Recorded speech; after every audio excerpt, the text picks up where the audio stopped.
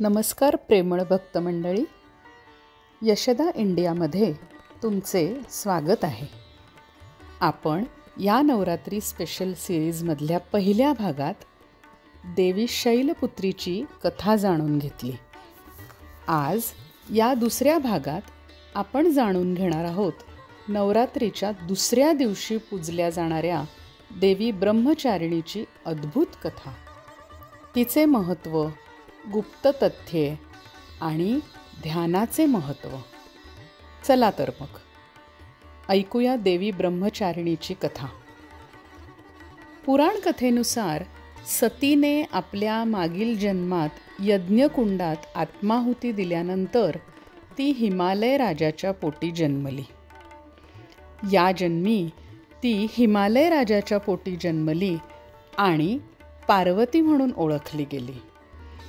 पुढे हीच पार्वती ब्रह्मचारिणी या रूपात पूजली गेली.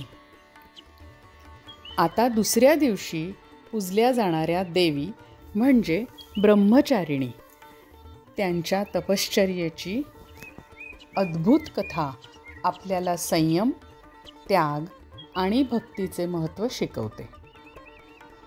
ब्रह्म म्हणजे तप, साधना आणि चारिणी म्हणजे त्या मार्गावर निष्ठेने चालणारी. एकदा नारद मुनी पार्वतीकडे आले आणि म्हणाले, लेकी, ह्या जन्मातही तुला महादेव पती म्हणून मिळू शकतात, पण त्यासाठी तुला कठोर तप करावे लागेल. पार्वतीने विलंब न करता होकार दिला आणि कठोर तपास सुरू केली. पहिल्या 1000 वर्षांत तिने फक्त फळे व फुले खाल्ली. पुढील 100 वर्षे फक्त भाज्या खाल्ल्या. नंतरच्या 3000 वर्षात तिने फक्त कोरडी पाने खाल्ली आणि शेवटी तिने अन्न, पाने, पाणी सर्व सोडले. तिचे शरीर अशक्त झाले, पण तिच्या आत्मबलाचे तेज मात्र वाढतच गेले. तिच्या आईला ती अवस्था पाहून व्याकुळता आली आणि ती उद्गारली, उमा.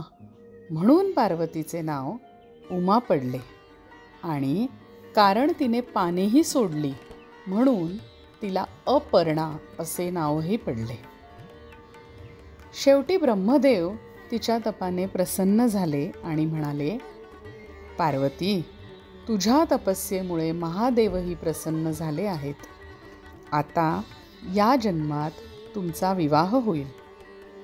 अशा रीतीने पार्वतीचे तप पूर्ण झाले आणि त्या त्याग, साधना व भक्तीचे शाश्वत प्रतीक बनल्या. देवी ब्रह्मचारिणीचे रूप म्हणजे एका हातात जपमाळा आणि दुसऱ्या हातात कमंडलू असे असते. जपमाळा म्हणजे सतत प्रभूचे स्मरण आणि कमंडलू म्हणजे साधेपणा व पवित्रता. काही गुप्त तथ्ये म्हणजे देवी ब्रह्मचारिणी ही मंगळ ग्रहाच्या ऊर्जेचे प्रतीक आहे. तिची तपस्या करणे म्हणजे जीवात्म्याचा दिव्याशी एकरूप होण्याचा प्रवास. नवरात्रीत उपवास करणारे भक्त ब्रह्मचारिणीच्या पूजेने प्रेरित होतात. देवी ब्रह्मचारिणीची पूजा केल्याने संकटांना सामोरे जाण्याचे धैर्य व सामर्थ्य मिळते. मनोकामना पूर्ण होतात.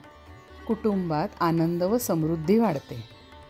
मंगळ दोष शांतीसाठी ही पूजा विशेष उपयुक्त आहे असेही म्हणतात. ह्या पूजेचा, या ध्यानाचा कुठल्या चक्राशी बरं संबंध असू शकेल? देवी ब्रह्मचारिणीचा संबंध स्वाधिष्ठान चक्राशी किंवा सेक्रल चक्राशी आहे. हे चक्र सर्जनशीलता, भावनिक संतुलन व आत्मनियंत्रण देते. तिच्या ध्यानाने स्वाधिष्ठान चक्र शुद्ध होते व मन शांत होते. तसेच त्या मूलाधार चक्रालाही बळकट करतात, ज्यामुळे स्थैर्य, आत्मविश्वास आणि साधनेत दृढता येते. नवरात्रीच्या दुसऱ्या दिवशी आपण देवी ब्रह्मचारिणीची पूजा करून तिच्या चरणी प्रार्थना करतो की आपल्याला भक्तीत, साधनेत आणि ध्येयात अढळ राहण्याची शक्ती द्यावी. आपण पुढील देवींच्या कथांना ऐकण्यासाठी कनेक्टेड राहूया. सर्वांना नवरात्रीच्या हार्दिक शुभेच्छा. धन्यवाद.